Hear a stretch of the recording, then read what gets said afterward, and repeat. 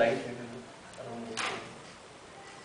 So this is the graphics which I created right in Flash. So unlike so many other technologies, you don't need to use graphic editors. Create graphics, save them as PNG files or JPG files or whatever it is. Bring them to Flash authoring or bring them to whatever tool you are using, and then write actions for that. This is the main advantage of Flash, that it has a timeline, it has all the graphic tools that you want, the colors, the layers and all that. So it has so many things like drop shadow and other blend modes also to make your graphics look funky. So this is a basic graphic that I have created. I have a background image and one ball with a shadow effect added to it. Now I'm going to open the actions panel. So here you see on the right there is a properties panel. If people are not familiar, grab it. If people are familiar, sleep off for a while. So this is the properties panel which shows you properties for the current selection. If you don't have any selection, then it shows properties of the stage or the document. So here I have the stage set to 320 by 480. I'm sure people are not able to see in the back. I'm sorry about that. So I open the actions panel here and I've written some code. I'll explain this code later. So what this code basically does is sets my application to full screen, then sets the quality to high, and I create a new accelerometer object. I set the XY position of the ball, and then I start the game. I call a function. Then I have a handler object which will grab the event of accelerometer as and when I move the device. So the platform is going to throw some events to Flash Player. Flash Player is going to grab the events and send the coordinates to your Swift. So your Swift is going to handle it through the handler object. Using that, I am calling a function called move ball, and that's going to receive x and y acceleration values. I am converting that into x and y position and placing the ball there. So it's okay, I'll come to this again. If you don't understand, I'll recreate the whole thing. Just to give you a fair idea on how it will look when you run it on the device. I don't have a device with me today, unfortunately. I have it, but I wanted to showcase this on the device.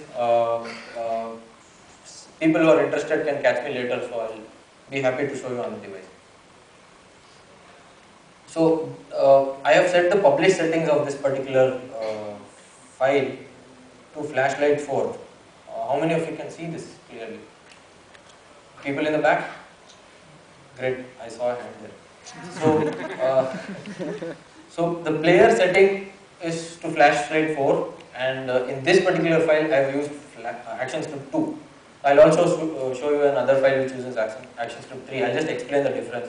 I'll create this game again in ActionScript 3 for you now. So now that I've set the publish settings, I'm going to go ahead and publish. It's going to generate a SWIFT output. Let me show you where it is.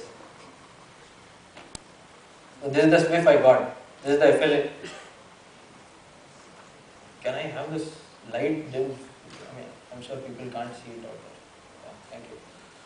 So I have the FLA here which generated the SWIFT output for me, and the SWIFT size is 128 KB.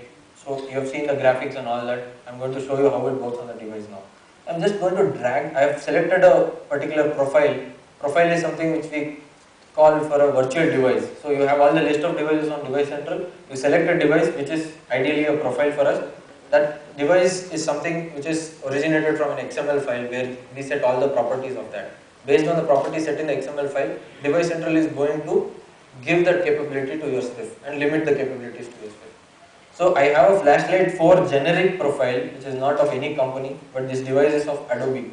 Generic profile. I have the size 320 by 480. I'm just going to drag and drop this Swift on the file. So you see an accelerometer, a device is opened up. Now not my Swift, but a device is opened up, but my Swift is opened up here. Due to the screen size, I'm not able to show you. You see a small device on the right as well. That is the accelerometer controller, which is not there in CS4. This is a new feature of Adobe Flash Device Central CS5.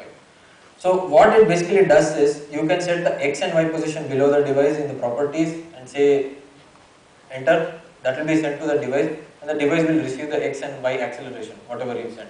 Or the best part is, set the sensitivity, click on the device and rotate it in whatever direction you want. So it's going to basically move your, interact with your UI based on what I programmed right now. And you can see that there is a 3D device rotating. I can click and drag. So this simulator I have not seen in any other tool basically. So it's a very handy tool. You don't need to copy this all the time to your device and test with your device. So this is the advantage of Device Central CS5, which has the accelerometer simulator. So you can see how the ball is moving there. So it's all based on what events I get through the accelerometer, and this particular generic profile is going to make available all the events that I throw from the device profile. So this is a basic demo of how to deploy something on Device Central. So as I showed you, you ran the authoring tool, you